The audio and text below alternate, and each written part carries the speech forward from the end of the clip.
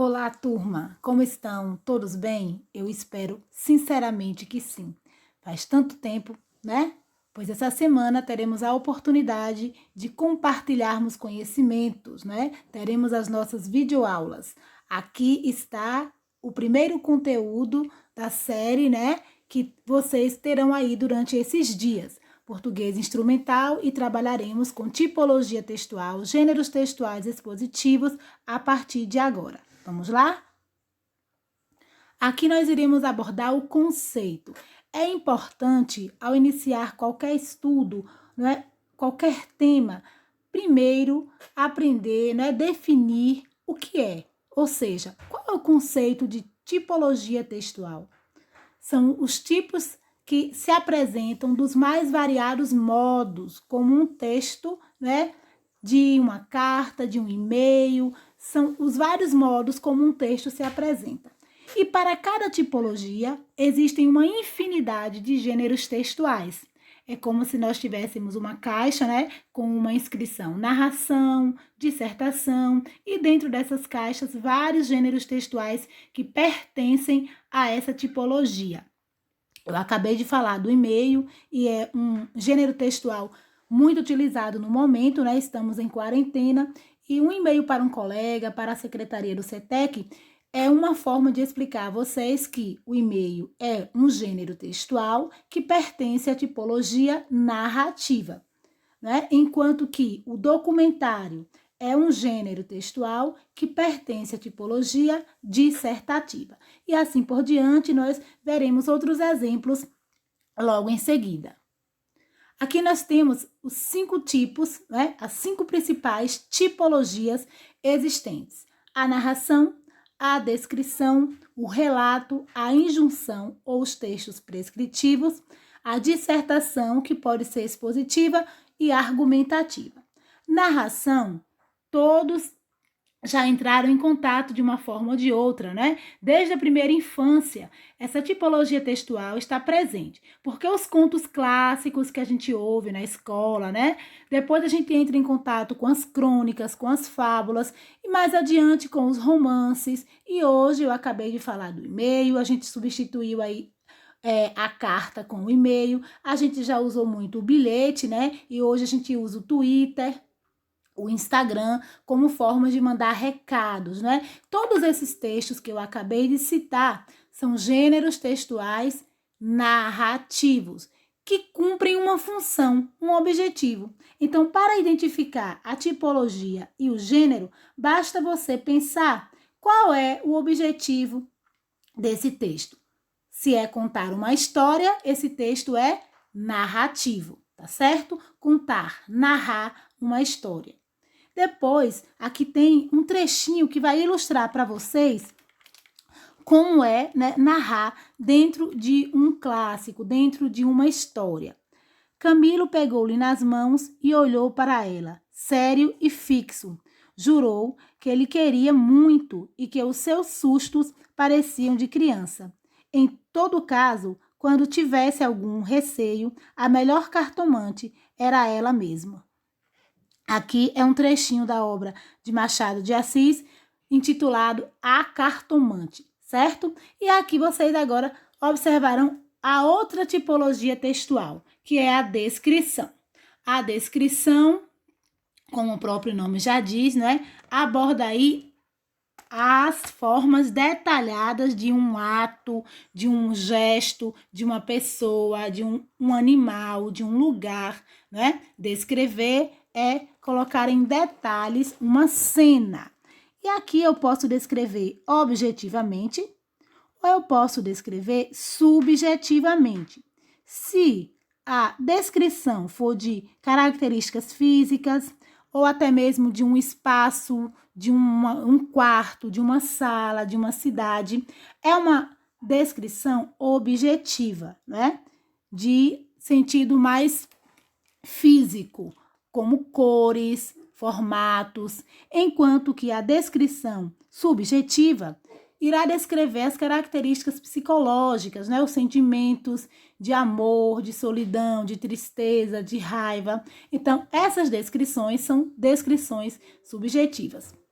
Normalmente a descrição ela aparece em outros tipos textuais. Um romance, por exemplo, um trechinho desse que eu acabei de ler para vocês, é possível encontrar também os elementos da descrição dentro da narração.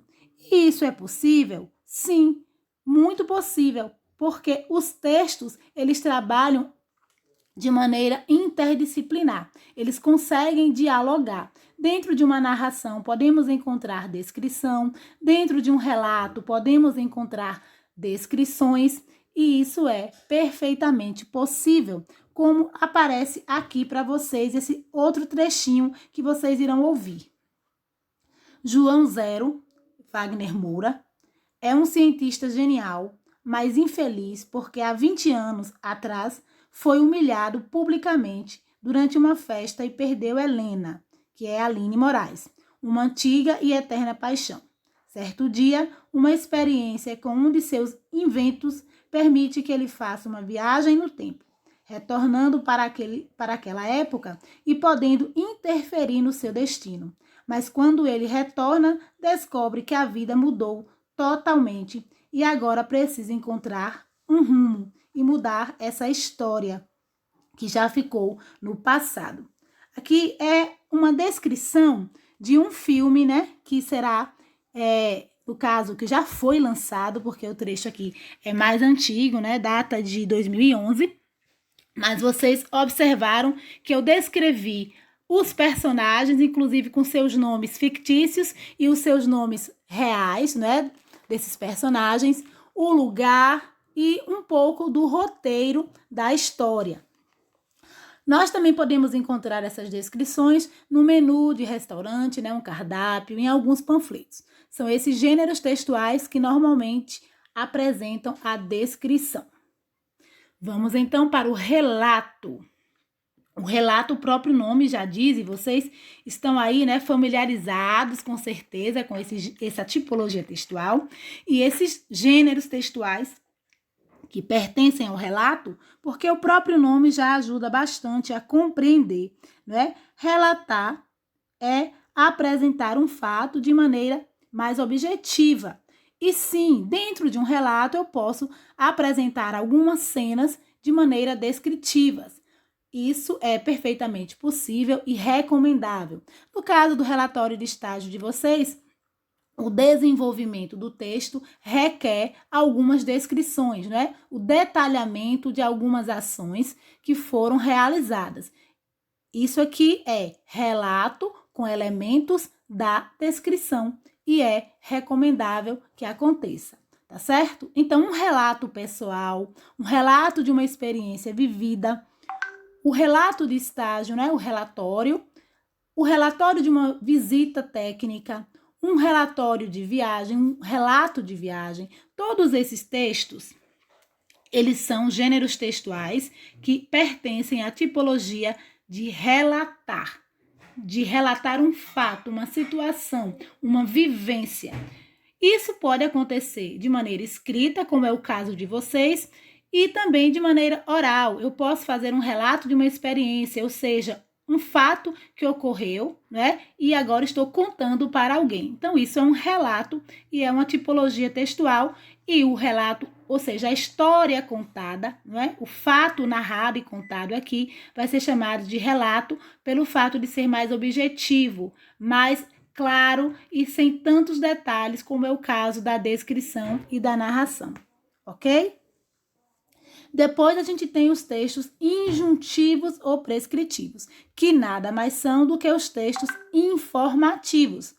Uma bula de remédio é um belo exemplo de um gênero textual que pertence à tipologia injuntiva. Olha só, pega a bula de remédio e coloca dentro da caixinha da injunção. Então, é um gênero textual injuntivo. A mesma coisa acontece com uma receita, a mesma coisa acontece com o manual de instrução, com um prontuário médico, não é? São textos que trazem informações para o paciente, para o leitor, e é por isso que eles são chamados de textos injuntivos, tá bom?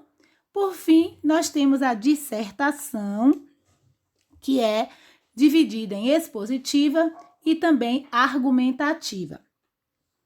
Nós trabalharemos aqui com a expositiva, a princípio, é aquela que apenas expõe o fato, né? Apresenta o tema, o assunto, enquanto que a dissertativa argumentativa, ela vai apresentar também fatos, no entanto, através de argumentos, através da defesa de uma tese, de um ponto de vista.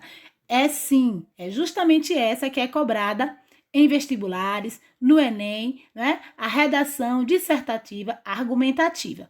Esse texto ele é organizado em parágrafos chamados de introdução, desenvolvimento e conclusão, que acontece também com os textos de relatórios, como é o caso do relatório de estágio de vocês. Essa estrutura é a mesma: introdução, desenvolvimento e conclusão. Vale lembrar que uma das formas da gente distinguir, né, uma tipologia da outra é observando essas características. Em um texto narrativo, por exemplo, vocês irão encontrar alguns elementos fixos, como personagens, o local onde acontece a história, os narradores, que podem ser em primeira pessoa, quando conta e participa da história, em terceira pessoa, quando apenas conta a história. É chamado de narrador observador ou narrador testemunha, porque apenas conta. E ainda nós temos o narrador onisciente, que conta a história e conhece o sentimento dos personagens. Os pontos de conflitos, que são as complicações do enredo, o clímax, que é o ponto mais alto da história, e o desfecho, que é o término. Então, esses elementos não aparecerão, por exemplo, em um texto dissertativo. Esses elementos só serão encontrados em textos narrativos. Observar essas características aí ajudam a distinguir, né, uma tipologia da outra, tá certo? Então, aqui vocês encontrarão agora qual é a principal finalidade de um texto dissertativo ou expositivo. Bom, eu disse que a dissertação está dividida em dissertação expositiva e dissertação argumentativa. No momento, nós estamos trabalhando com a dissertação expositiva. Expor um ponto de vista, um assunto, um tema, um fato. Qual é a finalidade de um texto dessa modalidade? É informar e esclarecer o leitor através da exposição rigorosa e clara de um determinado assunto ou tema. Bom, olha só. Já que a função aqui não é argumentar, né, em defesa de um ponto de vista, aqui a função e a finalidade é apenas de informar, esclarecer o leitor. E isso precisa ser feito, né, de maneira muito clara e objetiva a respeito do tema ou do assunto. O que eu, por exemplo, estou fazendo agora para vocês, eu estou expondo um assunto. Então, as aulas entram também como um gênero textual expositivo, né? Eu estou fazendo uma exposição oral, porque esses textos podem ser escritos e podem ser orais. E o que eu estou fazendo agora para vocês é uma exposição oral. Aqui já é um bom exemplo para vocês compreenderem a dissertação expositiva. Mais adiante, vocês têm os exemplos, né? Outros exemplos em relação à tipologia dissertativa expositiva. As enciclopédias, que hoje quase não existem mais. Aqueles livros enormes que encontrávamos nas bibliotecas para as pesquisas. Hoje ela foi transformada em uma ferramenta digital, né? Wikipédia virou uma enciclopédia digital. No entanto, vale lembrar que ela não é recomendável para as pesquisas. Por quê? Porque suas fontes não são confiáveis. Não sabemos exatamente se aquelas informações são verdadeiras ou não. Por isso, vale a pena pesquisar em outros sites as informações, tá certo? Os resumos escolares também são tipos de textos expositivos. Os jornais, outro gênero textual expositivo. Verbetes de dicionário, aquelas definições que procurávamos também, né, em dicionários físicos, mas hoje fazemos aí as buscas no Google. Essas definições de dicionário também são tipologias expositivas. Palestras são exposições orais, seminários e as aulas, como eu já havia dito a vocês, também são gêneros textuais expositivos. São alguns dos exemplos de gêneros textuais que se encaixam dentro da tipologia dissertativa expositiva. Tudo bem? Então vamos lá. Quais são as características do texto? O tema é apresentado de forma clara e objetiva. Por que essa informação é importante? Porque ao expor um tema, né, é preciso que ele seja feito de maneira muito clara, sem deixar ambiguidade, né, eliminando o duplo sentido. As pessoas que ouvem precisam compreender de maneira objetiva o que está sendo dito ou escrito, né? E é por isso que vale aqui ressaltar que tudo tem que ser feito de maneira clara e objetiva, sem margem, né, para outras interpretações. A linguagem varia de acordo com o contexto. O que é um contexto? Um contexto nada mais é do que uma situação. Se vocês, né, terão que ministrar uma palestra ou fazer um seminário, vocês precisam levar em consideração o público-alvo, no caso, a plateia, não é? Quando a palestra e o seminário, né, acontecem, normalmente a linguagem escolhida é a linguagem formal, até mesmo por conta do ambiente, né? Normalmente é para um curso, para uma empresa, então é necessário uma linguagem mais formal, que é a norma padrão culta da língua portuguesa. Mas pode também acontecer que o público, né, seja um público jovem ou mesmo um público de humor, né? Tem alguns humoristas que já fazem palestras, exemplo de Whindersson Nunes, que inclusive tem um filme na Netflix. Então, vale a pena observar que a linguagem, ela varia de acordo com o contexto, de acordo com a situação e com o público-alvo em questão, tá bom? Exemplos podem e devem ser utilizados em textos expositivos. Para que uma exposição oral tenha sucesso, ou até mesmo um texto escrito, vocês devem colocar imagens, gráficos, né, para que as pessoas possam compreender melhor aquilo que está sendo dito, né? Colocar tópicos e descrevendo aos poucos esses tópicos, aí de novo, né? A exposição com elementos descritivos, que isso também é permitido. Isso facilita a compreensão do assunto. E depois o foco, que é o próprio assunto e não o emissor. Em uma exposição, seja ela oral ou escrita, a estrela é o assunto, é o tema, e não a pessoa que está fazendo, né, a exposição. Principalmente em palestras, seminários, o conteúdo é mais importante do que o seu emissor. Por isso, toda a atenção deve ser voltada para o conteúdo, ok? Na sequência, nós temos aqui o planejamento. Muito importante ressaltar que vocês, enquanto, né, expositores, precisam de um planejamento muito elaborado. As pessoas pecam por compreender que a fala não exige um planejamento, mas não é verdade. Uma palestra, um seminário, né, exige que o seu expositor estude o tema. E isso precisa ser feito, né, com muito cuidado, pesquisando as fontes, as informações que possam embasar o seu assunto, observando a leitura de alguns artigos científicos que comprovem a veracidade dos fatos e também fazendo um roteiro. Isso é muito importante para o sucesso da exposição oral. Prepare o ambiente, observe, né, se tem uma acústica, uma iluminação, ventilação, tudo isso conta. Isso é responsabilidade do expositor? Sim, é importante que o expositor organize, né, de maneira prévia todos esses passos para que a exposição não tenha nenhum tipo de surpresa. Verifique o que será usado na exposição oral. Se você irá precisar de microfone, de data show, de recursos musicais, visuais, todos esses elementos devem ser levados em conta e vocês devem colocar isso de maneira planejada, incluindo um plano B, que é justamente uma outra opção, uma outra modalidade de exposição. As tecnologias são maravilhosas, mas elas costumam falhar. Por isso é importante colocar em 2 pendrives, é importante também ter outras cópias, não apenas uma, fazer um roteiro de rascunho, tudo isso vai ajudar se por acaso um imprevisto surgir. Tá certo, pessoal?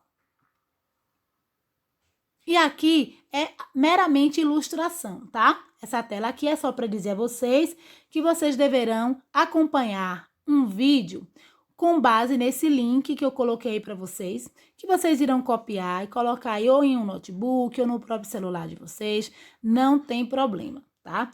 Esse vídeo, ele tem a função aqui de mostrar tanto uma exposição oral muito bem feita, curta, inclusive não passa de 5 minutos, e também de um tema muito importante para o momento no qual estamos, esse momento de quarentena. No entanto, não só para esse, mas para qualquer outro em que as emoções precisem de equilíbrio, que é inteligência emocional. Esse tema é muito importante porque ele mostra que nós precisamos do autoconhecimento, do autocontrole, né? E diante de uma plateia, é sempre muito difícil equilibrar essas emoções. E é por isso que eu recomendo, né, que vocês assistam a esse vídeo, que se chama Inteligência Emocional e foi exposto, né, exposição oral, pelo psicólogo Rossandro Klingin. Gosto muito das suas palestras e trouxe aqui para vocês como exemplo. Vocês terão que pegar o endereço, né, eletrônico aqui, colocar aí no YouTube e assistir para compreender o que eu estou dizendo. Certamente ajudará muito, né, tanto de maneira pessoal como dentro da própria exposição oral que vocês terão que fazer ao longo do curso, dentro do trabalho de vocês, né? Muitas instituições pedem palestras, pedem seminários para o funcionário e isso aqui com certeza irá ajudar. Também já serve como a indicação do nosso próximo assunto, da nossa próxima aula. Aí no módulo de vocês encontrarão um conteúdo chamado exposição oral. E aqui, né, é a introdução desse conteúdo. Fazer apresentações é um dos maiores desafios encontrados por alunos, por qualquer que seja, né, o tipo de pessoa ou público. Por isso, nós estudaremos algumas estratégias de exposições orais, como expressões faciais, entonações vocais, e isso aí vai com certeza contribuir com o conhecimento e melhorar, né, as exposições orais. Eu espero que vocês, inclusive, deem uma lida, né, antecipada no conteúdo do módulo, porque ele será o assunto da nossa próxima aula, ok, pessoal? Aqui deixo para vocês o meu até breve, até a próxima, e é claro, né, uma mensagem de gratidão. Grata por tudo que tenho, lutando por tudo que sonho. Desejo, inclusive, que todos vocês, né, reflitam sobre isso, porque aqui tem 2 motivações. Uma é de agradecer pelo que já existe e a outra é de seguir adiante, lutando pelos nossos sonhos, pelos nossos ideais, ok? Então, fica aqui essa reflexão para cada um, para cada uma. Nos encontraremos na próxima aula, tá? Estudem aí o tema, não deixem de assistir ao vídeo, eu tenho certeza que vocês irão gostar e que irá contribuir, tá bom? Beijo no coração, até a próxima videoaula.